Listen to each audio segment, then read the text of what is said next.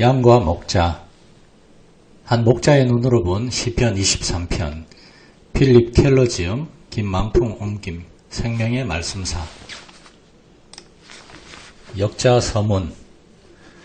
동아프리카에서 태어나 자란 필립 켈러는 항상 야생의 세계와 자연을 사랑했다.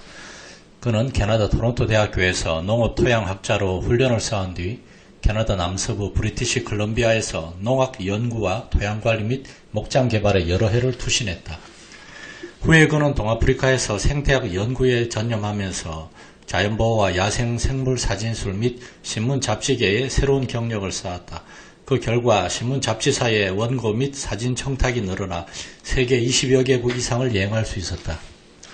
이와 같이 자연세계에서 산 체험을 얻은 저자의 눈에 비친 신령한 은혜의 세계가 이 책 안에 펼쳐져 있다. 구약시대의 한 목자가 자연세계의 신선한 초장에서 양떼를 돌보는 중에 믿음의 눈이 열려 신령한 세계의 목자와 양떼를 바라보고 그 벅찬 감격을 노래한 것이 목자의 노래인 시편 23편이다. 그렇다면 오늘날 병든 자연, 그나마 사람들의 마음속에서 잊혀져가는 퇴색한 초장에서 한 목자가 희미하게 보던 신령한 세계를 시편 23편의 거울을 통해 밝히 보고 그 감격을 글로 옮겨놓은 것이 바로 이 책이라고 하겠다.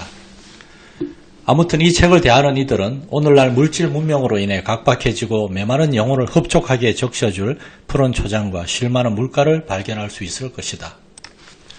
역자는 가능하면 쉬운 말을 골라서 번역하고자 애를 썼다. 성경 본문은 대한성서공회에서 발행한 한글 개역판을 사용했다. 이 귀한 책을 역자의 손에 맡겨 국내에 소개할 기회를 주신 하나님께 감사드린다. 이 책이 우리말로 출판되어 나온 기쁨을 저자와 국내의 독자, 그리고 이 책을 번역하는 동안 곁에서 성실히 보살펴준 사랑하는 아내와 틈틈이 방해가 되었으나 귀여운 재롱으로 쉴 시간과 기도할 시간을 마련해준 아들 상현이와 함께 나누고 싶다. 무엇보다도 이 책을 선정해주고 기도해주신 생명의 말씀사에 감사를 드린다. 아무쪼록 이 책의 저자, 역자, 이 책을 우리말로 출간하는 생명의 말씀사가 의도하고 기대하며 기도하는 것 이상으로 하나님께서 이 책을 통해 역사하시기를 바랄 뿐이다. 시작하는 글. 성경의 상당 부분은 신분이 낮은 사람들이 쓴 것이다. 그들은 하나님의 영의 인도하심 아래 붓을 들었다. 성경의 용서와 가르침의 많은 부분이 시골의 언어로 야훼에 속한 것들과 자연 현상들을 다루고 있다. 원래 이 책들이 염두에 두었던 대상은 대개 시골의 자연과 야외 생활에 친숙한 소박한 유목민이었다. 오늘날은 상황이 다르다. 성경을 읽거나 연구하는 이들 중 상당수가 도시의 인위적 환경 가운데 살고 있다. 특히 도시 사람들은 가축이나 농작물, 땅, 과실, 야생동물과 같은 주제들에 친숙하지 못하다. 이들은 하나님의 말씀이 가르치는 진리의 많은 부분을 놓치고 있다. 양이나 밀, 땅, 포도나무 같은 것들에 익숙하지 못하기 때문이다.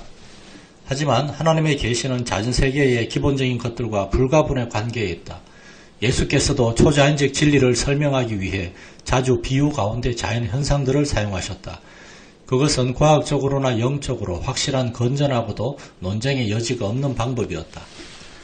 하나님은 자연적인 것들과 초자연적인 영적인 것들을 만들어낸 창조주시라는 사실을 인정할 때 이 모든 것이 이해될 수 있고 또한 의미를 갖는다.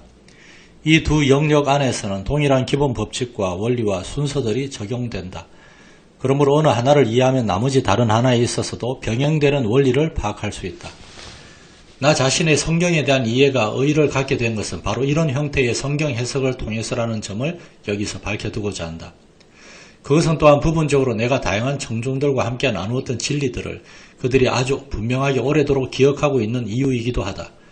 따라서 나는 너무도 잘 알려져 있고 사랑받으면서도 자주 오해되고 있는 시편 23편에 대한 목자의 통찰을 모은 이 책을 내놓는 데 대해 어떤 양해도 구하지 않겠다. 나는 다윗이 이 아름다운 시를 쓸 때 생각했던 바를 다른 사람들보다 더 깊이 이해할 수 있다. 첫째, 나는 중동지역 목자들과 관습이 매우 비슷한 동아프리카의 소박한 본토박이 목자들 틈에서 자라났다. 그래서 동방 목자의 낭만과 비애와 그림 같은 생활에 아주 친숙하다. 둘째, 나는 청년 시절에 약 8년 동안 양의 주인과 목자로 살았다. 후에 한 지역교회 평신도 사역자가 된 나는 목자로서 나의 양떼와 함께 여러 달 동안 주일마다 이 시편의 진리들을 나누었다. 이런 매우 독특한 배경을 바탕으로 이 책을 쓰게 되었다. 본서의 각 장들은 양에 대한 나의 다양하고 직접적인 체험들로부터 나온 것이다. 내가 알기로는 직접 양을 치는 일로 손이 거칠어진 실제 목자의 시편에 대해 길게 책을 쓰기는 이번이 처음일 것이다. 일반에게 잘 알려진 부분을 기초로 책을 쓰려다 보니 한 가지 어려움이 있었다. 이 시편에 대해 독자들이 지녀온 생각들을 무너뜨리는 것에 대한 문제였다. 많은 영적 가르침과 마찬가지로 시편 23편도 확실한 실생활의 근거가 없는 감상적인 상상의 산물들을 다소 가지고 있다.